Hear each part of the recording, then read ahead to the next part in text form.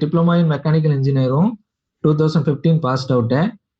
and 8 साल का experience है इन क्वालिटी डिपार्टमेंट। मैं फाइनल इंस्पेक्टर क्वालिटी में से फाइनल क्वालिटी इंस्पेक्टर से करियर स्टार्ट किया है। अभी मैं senior engineer and QA QMS है sir. I have a great experience and knowledge in ISO 9001, 45001, 14001 and IATF documentations implementing and audit, sir. And I have also experience in supplier audits and customer audits, sir.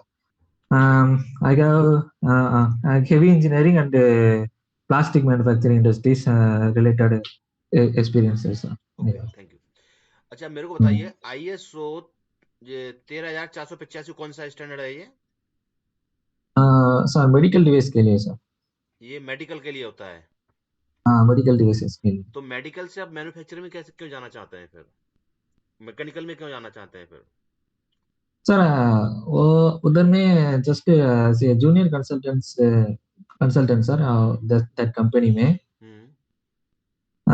इसलिए मैं implement नहीं किया, just cooperate किया sir, lead auditor के साथ observation and coordinate किया sir. अच्छा, इसलिए मैं इम्प्लीमेंट नहीं किया सर। तो आपने अभी मैकेनिकल में काम किया है ना बेसिकली? हाँ यस सर, मैकेनिकल में काम किया सर। ठीक है, तो अभी आप हमारी बात करें, QA QMS इंजीनियर हैं आप, ठीक है, परफेक्ट है। अच्छा अब मेरे को बताइए, आप QMS की लॉन्ग फॉर्म क्या है? Quality management system sir. Quality management system. तो ये क्वालिटी मैनेजमेंट सिस्टम ही है आपका। इसमें कितने क्लोज होते हैं? 10 क्लासेस सर। 10 क्लोजेज होते हैं। ऑडिटेबल क्लोज कौन से हैं? ऑडिटर क्लासेस 4 से स्टार्ट होगा सर, 4 से। 4 से चालू होता है, ठीक है। अब मेरे को ये बताइए, आप ऑडिट कर रहे हैं, ठीक है, ओके। आप QMS इंजीनियर हैं, ऑडिट कर रहे हैं, तो ऑडिट ओके। करते समय आपको फाइंडिंग करनी है। अब आप ऑडिट कर ओके। रहे हैं प्रोडक्शन डिपार्टमेंट की, आप ऑडिटर हैं, ओके। तो ओके। आप प्रोडक्शन डिपार्टमेंट की ऑडिट कर रहे हैं, तो हाँ अब ओके। आप क्या क्या फाइंडिंग निकालेंगे, कैसे फाइंडिंग निकालेंगे? कोई 2 फाइंडिंग बताइए एग्जाम्पल में, अगर आपने निकाली हो किसी कंपनी में। फाइंडिंग मतलब SOP without SOP and without SOP and without work instructions, एक process without SOP and without work instruction से चालू हो रहा है, वो फाइंडिंग्स है। हाँ, क्या नेक्स्ट फाइंडिंग, कोई एग्जांपल जानना चाह रहा हूँ, कोई एक एग्जांपल लेके। अभी एक मशीन में प्रोसेस चल रहा है, वो प्रोसेस पैरामीटर लगा हुआ है, वो मशीन भी चालू है, ऑपरेटर ऑपरेटिंग कर रहा है।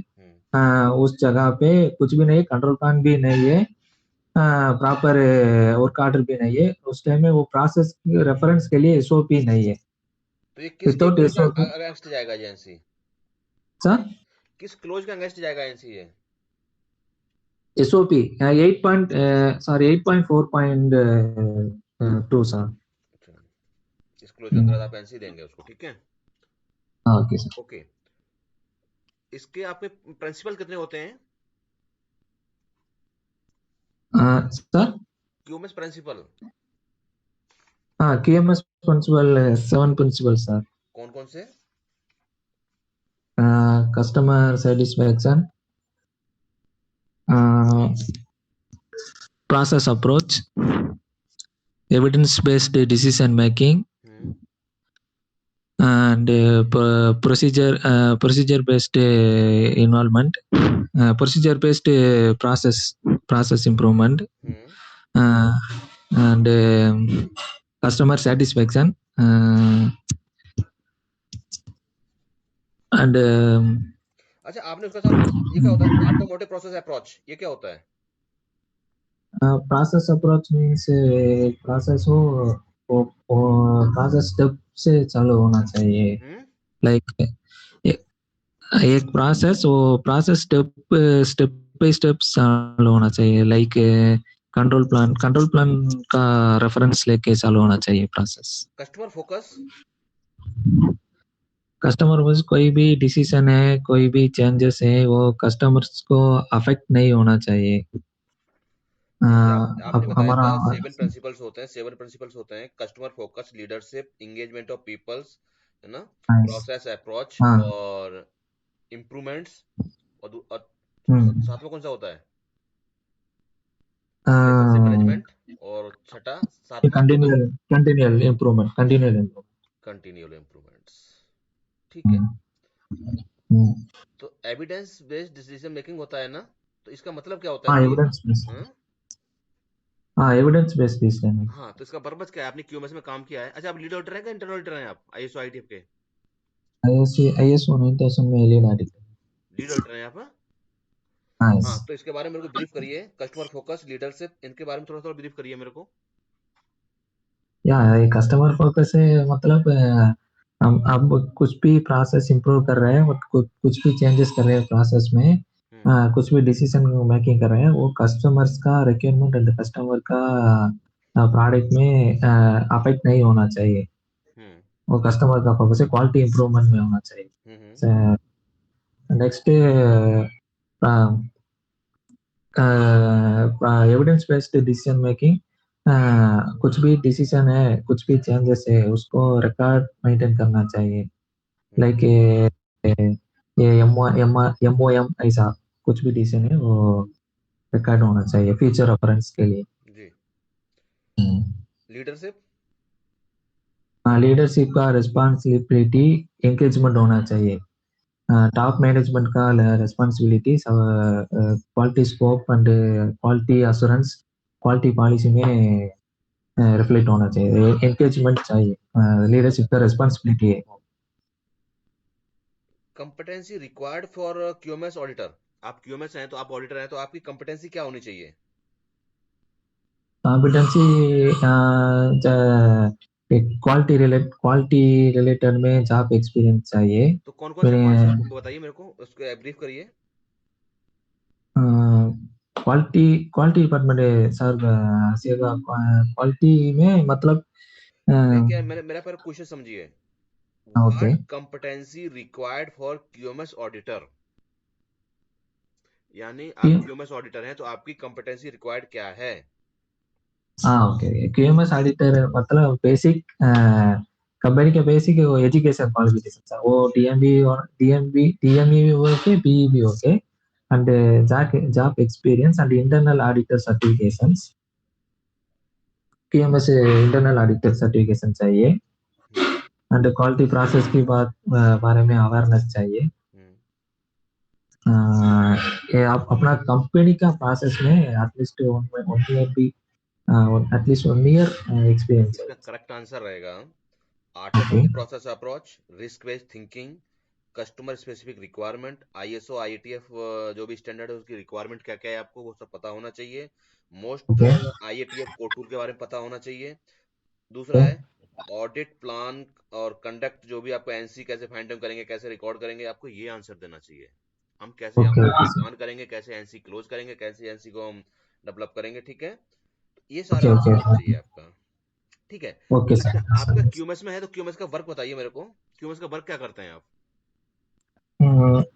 न्यू डॉक्यूमेंट क्रिएशंस और document release hmm. and document का full responsibilities hmm. and the system and quality standards implement and developing sir. Responsible for customer and suppliers audits. Okay. Okay. Hmm, internal audit की है आपने? हाँ internal audit किया sir. अच्छा, system audit कितने प्रकार की होती है? Type of system audit. System audit मतलब क्या क्या पूछ रहे हैं sir? Type of system audit, audit कितने प्रकार की होती हैं? सिस्टम ऑडिट कितने प्रकार की होती है? थ्री कंपनी के इंटरनल में 3 टाइप का ऑडिट होता है process product and layout audit 3 type का होता है। ये आपने सुना है first party, second party, third party? हाँ yes sir yes sir first party second party type of audit होगी सर हाँ, तो ये फर्स्ट तो मैं पार्टी बोल रहा टाइप ऑडिट। सिस्टम, अब सिस्टम की ऑडिट है। टाइप ऑडिट तो बहुत प्रकार की होती है। 5S की, काइजन की, आप 5S की आपने, और सेफ्टी की किया, और भी ऑडिट कर सकते हैं। अकाउंटिंग ऑडिट होगी आपकी। मैंने सिस्टम ऑडिट से रिगार्डेड बोला। सिस्टम की ऑडिट कितने प्रकार की होती हैं? System, first party, second party, system third party, हाँ। सर सिस्टम से रिलेटेड तीन कितने प्रकार की होती हैं? सिस्टम और स्टेज 1 एंड स्टेज 2 होते हैं सर। हम्म। हाँ, तो बताइए। स्टेज 1 में quality manual and procedure and ये इंटरनल ऑडिट एंड एमआरएम का देखना है। हम्म। एंड स्टेज 2 में as per department wise as per class wise देखना है सर। हम्म।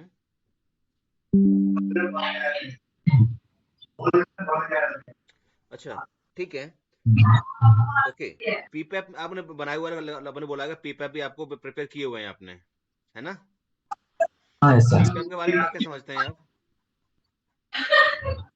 पीक के बारे में वो सेट ऑफ डॉक्यूमेंट्स और स्टार्टिंग से कंट्रोल प्लान हम्म। एमएसए हम्म। एमएसए का and FMEA design FMEA and process FMEA and process validation अच्छा, लेवल ECN। कितनी होती है पीपैप में? Type of level? Sir level के इन डेप्थ नहीं मालूम है सर, नहीं जानता। पीपैप में लेवल होती है ना, पीपैप में 5 लेवल होती हैं। हाँ नहीं मालूम उनके बारे में? एपीक्यूपी में कितने फेसेस सर। होते हैं? सर एपीक्यूपी में कितने फेसेस होते हैं? 5 पेसेस। कौन कौन से? First stage planning, second product and process planning, first second design process validation, second வந்து second product validation, third process and product verification sir। अच्छा, इसमें से आप फिजिबिलिटी स्टडी करते हैं, वो क्या होता है? एंड लास्ट में फिजिबिलिटी स्टडी क्या होता है? Stability study. हम्म। सर सर वो उसके बारे में एपीक्यूपी आपने बनाया है? मैंने अभी तक बनाया नहीं सर, नहीं बनाया। ऑलरेडी अच्छा, आपने लिख रखा फॉर्मेट है में एसपीसी, फॉर्म करा। एसपीसी के बारे में पता है आपको? हाँ एसपीसी के बारे में बताया बेसिक्स। एसपीसी में सीपी एंड ओके। सीपीके क्या होता है ये? सीपी मीन्स प्रोसेस का विद सीपीके एक्यूरेट प्रोसेस का एक्यूरेसी। हम्म। प्रोसेस का वो एक्यूरेसी में कितना एक्यूरेसी में चल और सीपीके? रहा है। सीपीके प्रोसेस का एक्यूरेसी सर, तो कितना प्रोसेस कितना स्टेटिस के अंदर आ और रहा है सीपी? पॉइंट। वो प्रोसेस का विद ठीक है। कितना लेंथ है, प्रोसेस कितना लेंथ है वो। एमएसए के बारे में पता है कुछ आपको? एमएससी के बारे में ओनली 2 मेथड्स मालूम है सर। कौन कौन से? Bias and R and R. अच्छा, आपने लिख रखा है एमएससी का कैलिब्रेशन वगैरह कर लेते हैं आप? कैलिब्रेशन, कैलिब्रेशन में क्या चेक करते हैं आप? कैलिब्रेशन में मैं कैलिब्रेशन में बायस एंड आर स्टडी करते हैं सर हम लोग। वायस और आर एंड आर। वायस क्या होता है? बायस बायस वो एमएससी का टाइप ऑफ स्टडी है वो। वो अच्छा, कितना आपने लिख रखा है यहाँ पे 14,001 और 45,001, दोनों स्टैंडर्ड क्या बताते हैं ये? सर 14,000 स्टैंडर्ड, हाँ 45,001? 14,001 is for environmental management system, 45,000 occupational health and safety sir। ठीक है, आप एक ऑडिट कर रहे हैं तो उसमें से क्या क्या पॉइंट चेक करेंगे? 14,001 के अकॉर्डिंग देखेंगे तो क्या पॉइंट देखेंगे आप? क्योंकि एनसी फाइंडिंग करनी है तो 14,001 पे क्या क्या एनसी देखेंगे आप?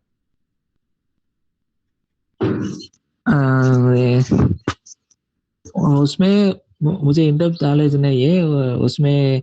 मैं रिस्क रिस्क देखना चाहिए सर, रिस्क असेसमेंट देखना चाहिए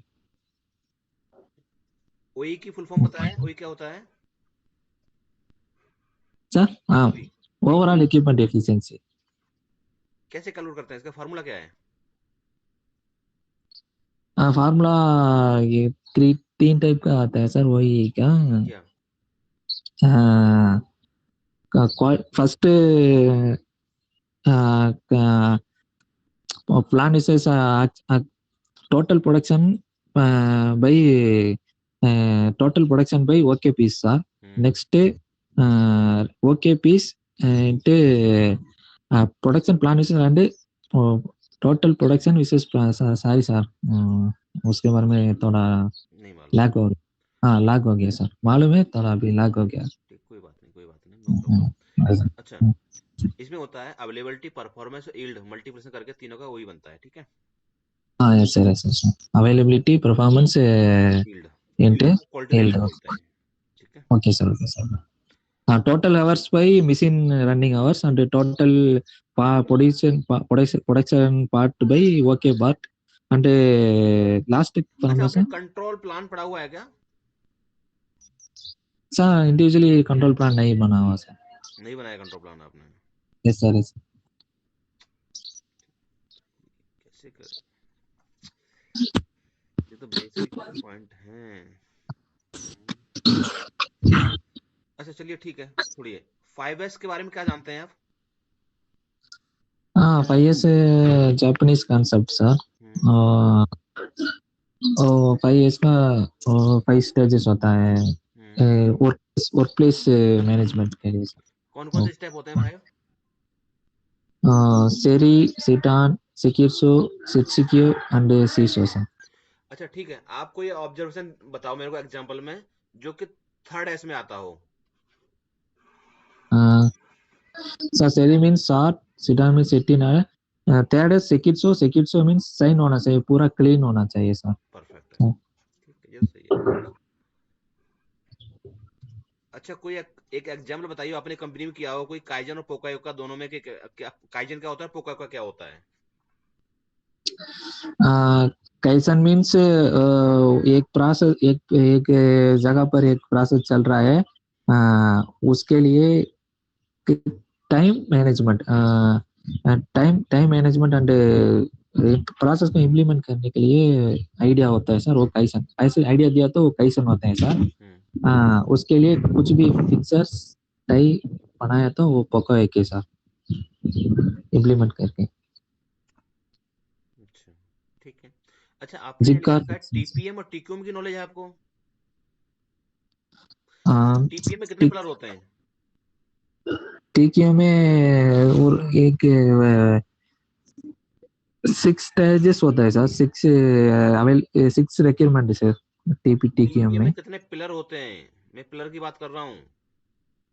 पिलर 5 पिलर सर। 5 पिलर होते हैं? सर फिर 8 क्या होता है?